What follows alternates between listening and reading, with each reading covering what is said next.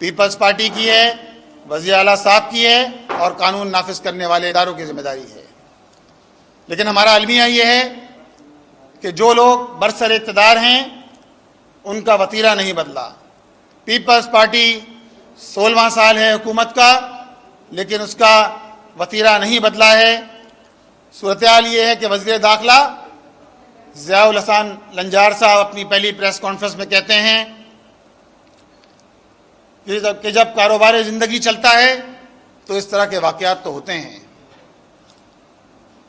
وزیر داخلہ صاحب، یہ شہر 1986 سے لے کر 30-32 سال اس شہر نے بہت لاشیں اٹھائی ہیں، نوجوانوں کی لاشیں اٹھائی ہیں، اس شہر نے بہت دکھ سہے ہیں، اور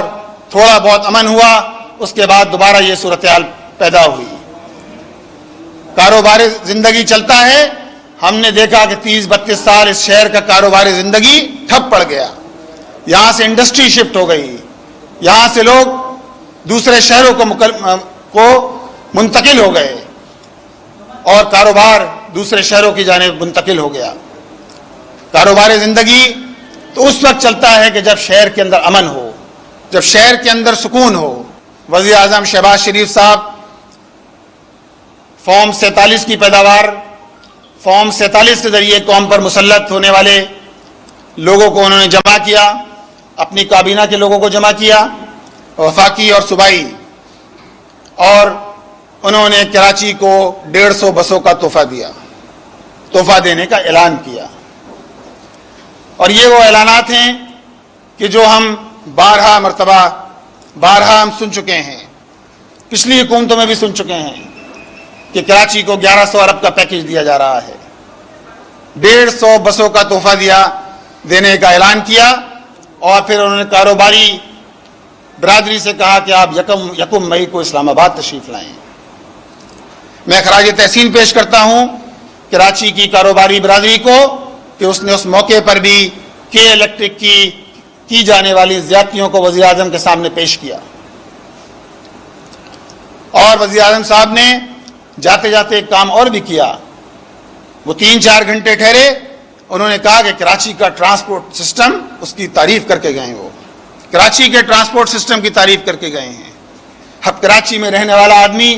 بخوبی جانتا ہے کہ کراچی کا انفراسٹرکچر اس وقت تباہ ہے۔ یہ الگ موضوع ہے کہ کس طرح ریڈ لائن کے لیے پوری یونیورسٹی روڈ کو اکھاڑ دیا گیا ہے، جو روڈ ہی نظر نہیں آتی، کس طرح پورا شہر کا انفراسٹرکچر تباہ ہے۔ آپ کاروباری برادری سے یہ بات کرتے ہیں کہ کاروبار آنا چاہیے ہے، سرمایہ کار آ رہے ہیں بیرون ملک سے، سرمایہ کار کس طرح آئیں گے کہ جب پوری انڈسٹریل زون اس کا انفراسٹرکچر تباہ حال ہو، اور آپ تعریف کر رہے ہوں کہ کراچی کا ٹرانسپورٹ نظام تو بہت بہتر ہے۔ لہذا وزیر اعظم صاحب، کراچی کے لوگوں کو یہ اعلانات نہیں چاہیے، یہ تسلیاں نہیں چاہیے، کراچی کے لوگوں کو کام چاہیے ہے۔ آپ نے آج سے 6 مہینے پہلے جب آپ نگراں وزیر اعظم تھے، آپ نے کہا تھا کہ اگر ہمیں حکومت کرنے کا موقع ملا، ہم 1 سال کے اندر K4 پروجیکٹ مکمل کر دیں گے۔ آپ نے تذکرہ کرنا ہی مناسب نہ سمجھا اس کا، آپ نے اس کا تذکرہ کرنا ہی مناسب نہ سمجھا K4 کا، اور حال یہ ہے کہ K4 پروجیکٹ کہ جس کے ذریعے کراچی کے سسٹم کے اندر 605 MGD پانی شامل ہونا تھا، پہلے اس کو 260 MGD کر دیا گیا، اور اب شنید یہ ہے کہ اس سسٹم اس پروجیکٹ کو جو اگلے سال مکمل ہونا ہے، بتایا یہ گیا ہے کہ اس سسٹم کے ذریعے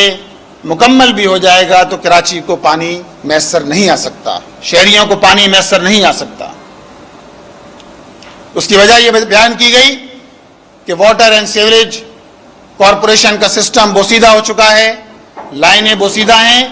جس کے نتیجے کے اندر اگر یہ بن بھی جاتا ہے K4 تو اس کے باوجود 3 سال کراچی کے لوگوں کو پانی حاصل کرنے میں مزید 3 سال لگ جائیں گے، یعنی 2027 کے اندر کراچی میں نلکوں تک یہ پانی پہنچ سکتا ہے، وہ بھی اس صورت کے اندر کہ جب اس کا پورا واٹر اینڈ سیوریج کا جو نظام ہے، ڈسٹریبیوشن کا جو نظام ہے، اس کی لائنیں تبدیل کی جائیں۔ اور واٹر اینڈ سیوریج بورڈ کے چیئرمین صاحب نے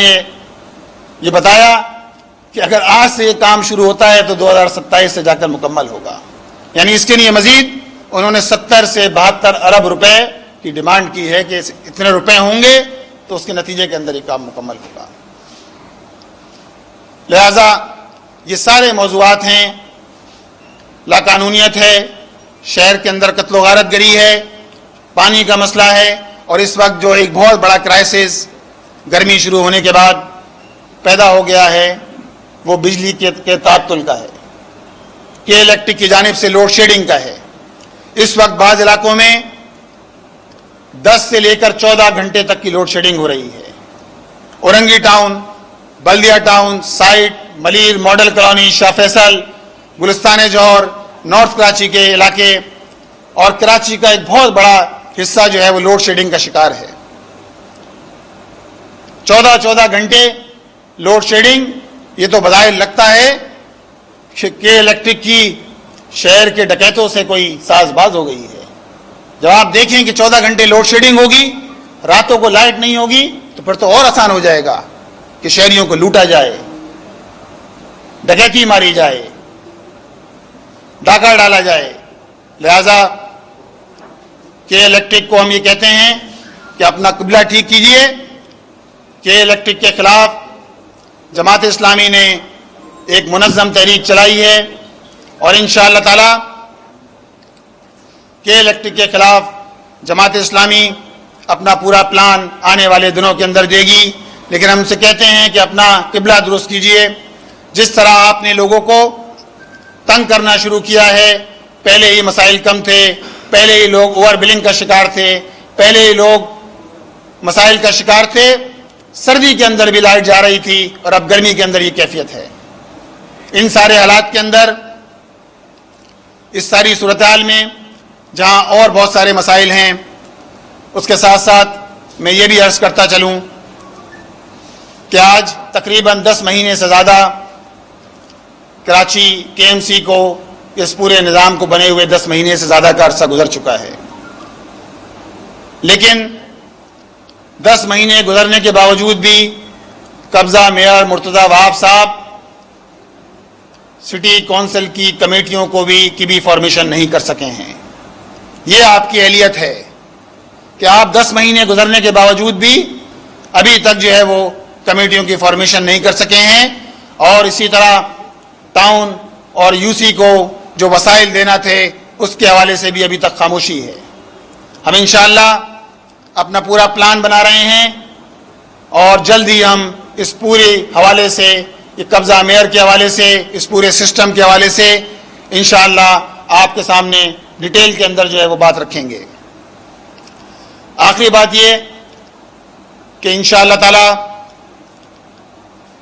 28 اپریل بروز اتوار نو منتخب امیر جماعت اسلامی پاکستان قائد محترم انجینئر حافظ نعیم الرحمان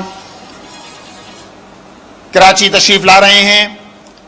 اور آپ کے اعزاز میں